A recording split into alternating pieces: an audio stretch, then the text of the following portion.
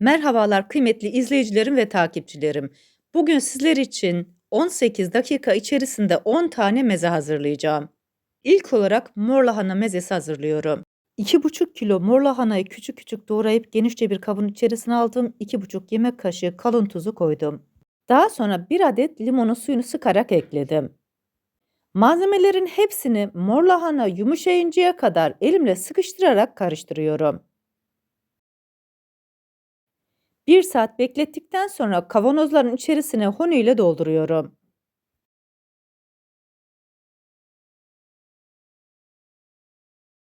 4 adet 1 litrelik kavanozu güzelce sıkıştırarak doldurdum. 1 su bardağı suyun içerisine 1 çay kaşığı limon tuzunu ekleyerek eriyinceye kadar karıştırıyorum. Genişçe bir karıştırma kabı alıyorum. İçerisine 2 su bardağı elma sirkesini ekliyorum. Üzüm sirkesi de olur, fark etmez. Her kavanoz için yarım su bardağı sirke koyulacak şekilde ayarlıyorum. Daha sonra bunların içerisine daha önceden hazırlamış olduğum limon tuzlu suyu da ekleyip güzelce karıştırıyorum. Hazırlamış olduğum bu karışımı 4 adet 1 litrelik kavanozun içerisine eşit olacak oranda döküyorum.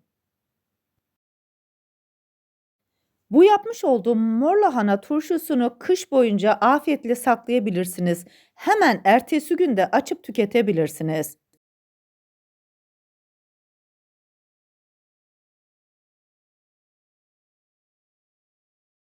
O kadar güzel ve lezzetli oluyor ki bunun suyunu da afiyetle tüketebilirsiniz. Mor lahana mezesini yapıp deneyecek olan herkese şimdiden afiyet olsun. Bu arada videomu buraya kadar izleyip beğendiyseniz ve hala kanalıma abone değilseniz, abone olarak beğeni ve yorumlarınızla beni desteklerseniz çok sevinirim. Birinci mezemizi hazırladık. İkinci mezemiz deniz börülcesi mezesi. Bu da balık sofralarında gerçekten çok güzel ve çok lezzetli oluyor. 4 bağ deniz börülcesini güzelce yıkadım, süzdürdüm. Yarım çay kaşığı karbonatı koyup börülcelerin üzerini geçinceye kadar soğuk suyla dolduruyorum.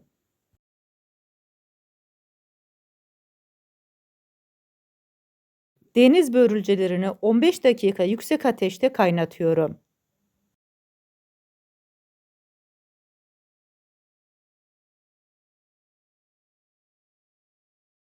Buz gibi soğuk suyumuzu da hazırlayıp kenara koyduk. Deniz börülcelerini buz gibi suyun içerisine alıyorum. Daha sonra suyunu süzdürüyorum. Deniz börülcelerini ayıtlıyorum. Yeşil kısımdan tutuyorum. Sap kısmına gelinceye kadar sıyırıyorum. Kılçıklarından arındırmış oluyoruz. Sos için derince bir kabın içerisine 1 adet limonun suyunu sıkıyorum.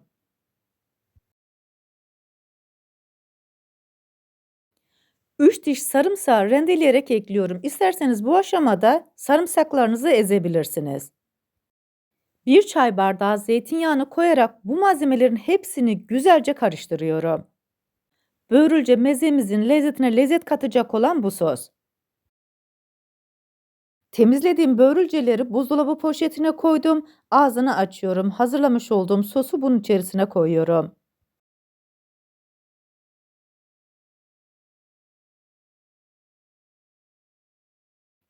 Hepsinin de lezzeti gerçekten çok güzel olacak. Buzdolabı poşetinin ağız kısmını havalı olacak şekilde kapatıyorum. Sağa sola sallayarak karıştırıyorum. Deniz börülcesini karıştırırken kesinlikle tuz koymayın. Zaten kendisi tuzlu. Sizlere bir de püf noktası söyledim. Deniz börülcesi mezesini hazırlayıp yapacak olan herkese şimdiden afiyet olsun.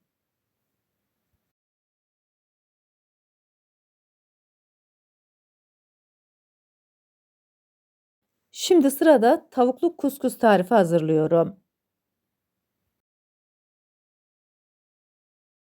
1 adet tavuk göğsünü 2 parça halinde haşladım.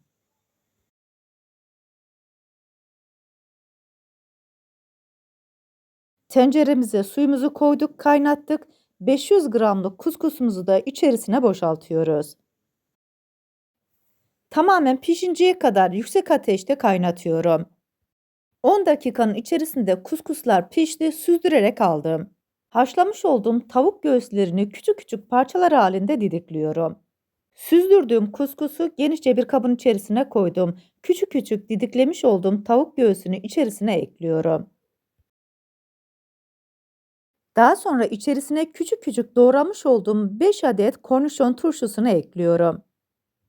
250 mililitrelik kavanozla bezelye konservesini süzdürdüm, bunu ekliyorum. 3 diş sarımsağı rendeleyerek ekliyorum.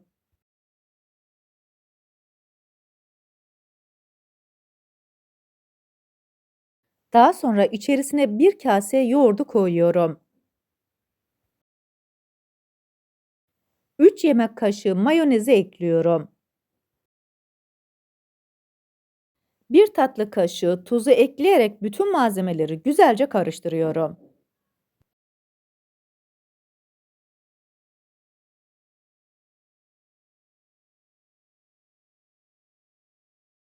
Tavuklu kuskus salatamız hazır. Servis tabağına koyuyorum. Bu aşamadan sonra istediğiniz şekilde süsleyebilirsiniz. Ben üzerine 1 yemek kaşığı tereyağını erittikten sonra 1 çay kaşığı biberi koydum, karıştırdım. Görüntüsü daha güzel olsun diye bunu üzerine biraz gezdiriyorum. Tavuklu kuskus tarifimi yapıp deneyecek olan herkese şimdiden afiyet olsun.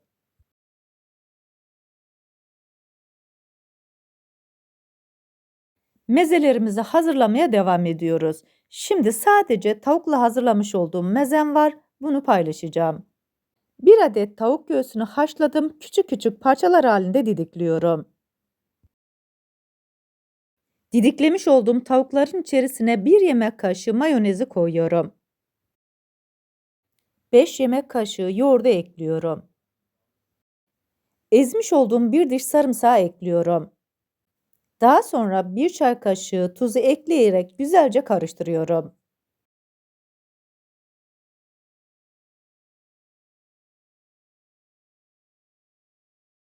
Malzemeleri güzelce karıştırdım. Lezzetine lezzet katmak için 1 yemek kaşığı iri kıyılmış cevizi koyuyorum. Bunu da güzelce karıştırıyorum. Hazırlamış olduğum tavuklu mezeyi de servis tabağının içerisine koyuyorum.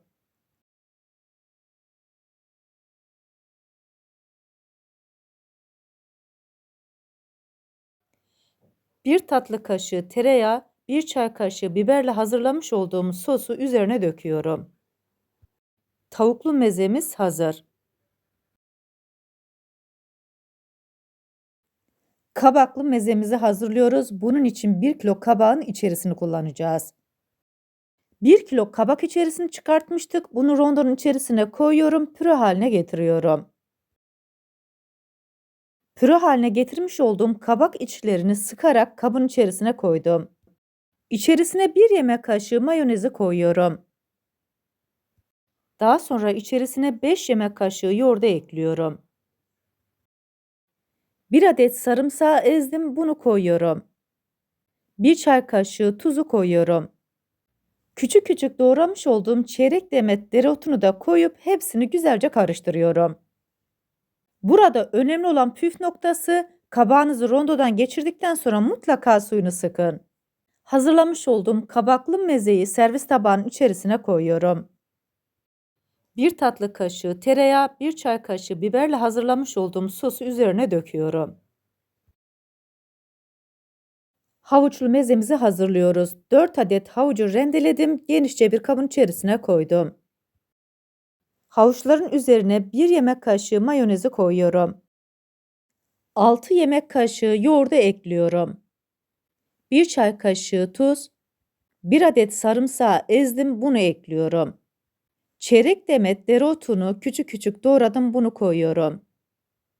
Daha sonra 1 yemek kaşığı cevizi koyarak bütün malzemelerin hepsini güzelce karıştırıyorum. Karıştırmış olduğum mezenin içerisine 1 yemek kaşığı mayonezi ekliyorum.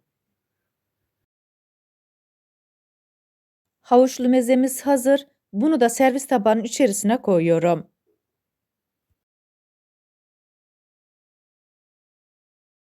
Süslemek için birkaç dal dereotu koyuyorum. Yapıp deneyecek olan herkese şimdiden afiyet olsun.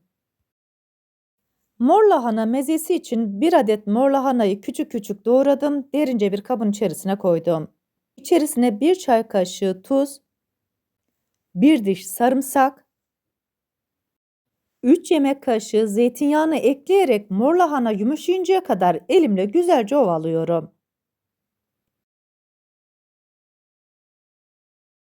Mor lahanaları güzelce yumuşattıktan sonra içerisine 2 yemek kaşığı iri kıyılmış cevizi ekliyorum. Daha sonra içerisine 3 yemek kaşığı mayonezi ekliyorum. Bir kase yoğurdu ekleyerek bütün malzemelerin hepsini güzelce karıştırıyorum. Hazırlamış olduğum mor lahana mezesini servis tabağının içerisine koyuyorum. Oldukça güzel, çok da iştah kabartıcı. Son olarak süslemek için üzerine birkaç parça cevizi koyuyorum. Ağızlarınıza layık bu mezeyi de güzelce hazırladık. Çok lezzetli patlıcanlı meze hazırlıyorum. 3 adet patlıcanı güzelce yıkadım, alacalı şekilde soydum, daha sonra küp küp olacak şekilde doğruyorum. Küçük küçük doğramış olduğum patlıcanları kızgın yağın içerisine atıyorum. Altın sarısı rengini alıncaya kadar kızartıyorum.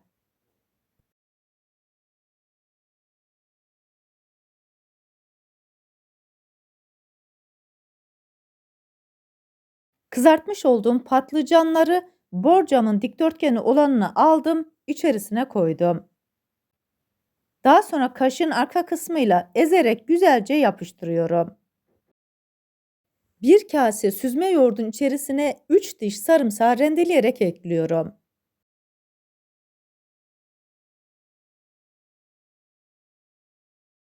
Daha sonra bir çay kaşığı tuzu koyuyorum. Malzemelerin hepsini güzelce karıştırıyorum. Daha önceden hazırlamış olduğum patlıcanların üzerine bu karışımı döküyorum. Spatula ile yaydıktan sonra buzdolabına kaldırıyorum.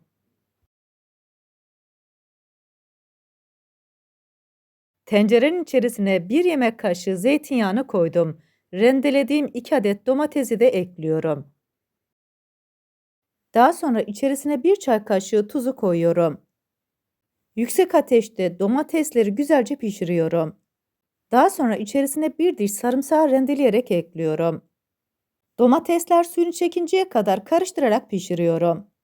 Pişirme aşamasında bir çay kaşığı pul biber, bir çay kaşığı kimyonu ekleyerek karıştırarak pişiriyorum. Domatesli sosumuz hazır, ocaktan alıyoruz. Süzmeli patlıcanlı karışımımızın üzerine biraz ketçap, biraz mayonez döküyorum. Spatula yardımıyla süzme karışımımız kapanıncaya kadar güzelce yayıyoruz.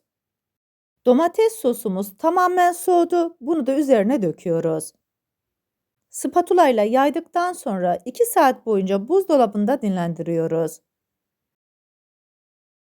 Hazırlamış olduğunuz bütün malzemeleri buzdolabında bir gün süreyle saklarsanız daha lezzetli olur. Patlıcanlı mezemiz de oldukça güzel oldu, çok da lezzetli gözüküyor. Mezeyi de birkaç parçaya keserek servis ediyorum. Bu patlıcanlı mezemi de yapıp deneyecek olan herkese şimdiden afiyet olsun.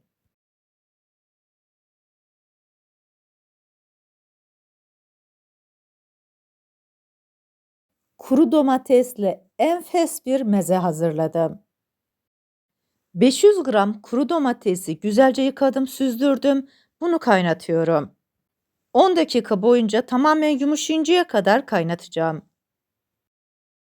Kuru domateslerimiz güzelce yumuşadı. Artık ocaktan alıyorum. Tencerenin içerisine yarım çay bardağı zeytinyağını koyuyorum. Süzdürmüş olduğum kuru domatesleri bunun üzerine ekliyorum. Kuru domatesleri zeytinyağıyla birlikte şöyle bir karıştırıyorum. Yıkayıp süzdürmüş olduğum 50 gram kuru biberi de içerisine ekliyorum. Bunu da şöyle bir karıştırıyorum. 1 dakika boyunca kavurduktan sonra tenceremizi alıyoruz, tamamen soğumasını sağlıyoruz. Soğumuş olan kuru domates ve kuru biberi rondonun içerisine koyuyorum. Püre haline gelinceye kadar rondodan geçiriyorum.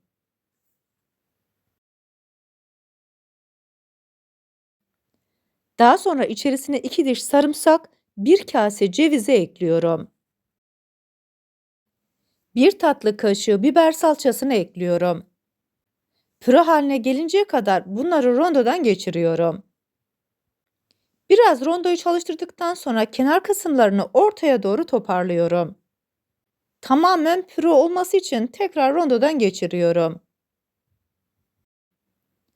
Daha sonra içerisine 1 tatlı kaşığı nar ekşisi, 1 tatlı kaşığı pul biber, 1 çay kaşığı karabiber ve tuzu koyduktan sonra tekrar rondodan geçiriyorum.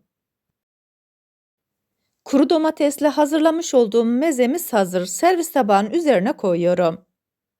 Servis tabağının içerisine koyup düzelttikten sonra kaşığın ağız kısmıyla böyle şekil verebilirsiniz. Daha sonra üzerine biraz da zeytinyağı gezdiriyorum. Kahvaltınızda ve meze olarak afiyetle tüketebilirsiniz. Yapıp deneyecek olan herkese şimdiden afiyet olsun. Son mezemiz makarna mezesi. Bu meze de gerçekten çok güzel ve çok lezzetli oluyor. Kaynayan suyun içerisine 1 paket 500 gramlık düdük makarnasını koyuyorum. 10 dakika boyunca makarnamızı pişirdik. Ocaktan alıp süzdürüyorum. 500 mililitrelik garnitürümüzü güzelce süzdürdük ve yıkadık. Bunu da kenara koyuyorum. Genişçe bir kabın içerisine haşlayıp süzdürmüş olduğum makarnaları ekliyorum. Bunun üzerine de garnitürleri koyuyorum. 5 adet kornişon turşusunu küçük küçük doğradım. Bunu ekliyorum. 5 adet kapya biber turşusunu küçük küçük doğradım. Bunu koydum. 3 diş sarımsağı rendeleyerek ekliyorum. İsterseniz ezebilirsiniz. 1 tatlı kaşığı tuz, küçük küçük doğramış olduğum yarım demet dereotu, daha sonra 1 kase mayonezi koyuyorum. 1 kase yoğurdu ekliyorum. Bu aşamada sadece yoğurtlu da yapabilirsiniz. Mayonez oranını biraz azaltabilirsiniz. Bu tamamen sizin damak zevkinize kalmış. Bütün malzemelerin hepsi birbirine geçinceye kadar güzelce karıştırıyorum. Servis etmek için böyle bir kase kullandım. İstediğiniz şekilde servis edebilirsiniz. Bu tariflerimi gönül rahatlığıyla yapabilirsiniz. Yapıp deneyecek olan herkese şimdiden afiyet olsun. 10 tane birbirinden güzel meze hazırladım. Güzel bir videonun daha sonuna geldim. Bambaşka leziz ve güzel tariflerimde görüşmek üzere. Şimdilik hoşça kalın, afiyetle kalın, Allah'a emanet olun.